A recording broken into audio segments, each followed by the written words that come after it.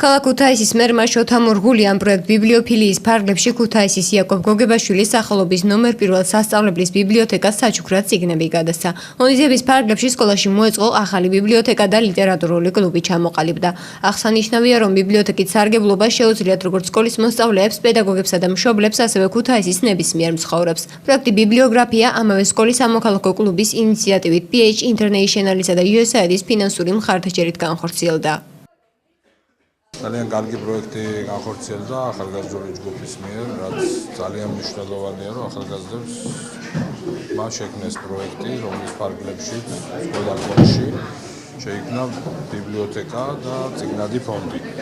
მოხდა ძველი ბიბლიოთეკის გადახარისხება, ყველა იმ წიგნის გამოყენება, რომელიც ძველ ბიბლიოთეკაში იყო და სხვადასხვა გამომცემლობის მიერ მოხდა დახმარება და შეიქმნა ბიბლიოთეკა, მოწესრიგდა შესაბამისი ოთახი, ინფრასტრუქტურა, ქალაქის მერია ჩაერთო და დაახლოებით 1000 დარწმუნებულების წიგნები გადასცა მათ საჩუქრად. ქუთაისის იაკობ გოგებაშვილის სახელობის ნომერ 1 სასწავლებელში დაფუძნდა ბიბლიოთეკა პროექტ ბიბლიოფილიის ფარგლებში. გამომცემლობამ წიგნები ბათუმში გადმოსცა მას საჩუქრად ლიტერატურა, ასევე შეპესემ მკითხველმა გადმოსცა მას ლიტერატურა და ქუთაისის მერიამ მას სკოლის საჭიროებიდან გამომდინარე 1000 ლარის ღირებულების ლიტერატურა დღეს გადმოსცა საჩუქრად.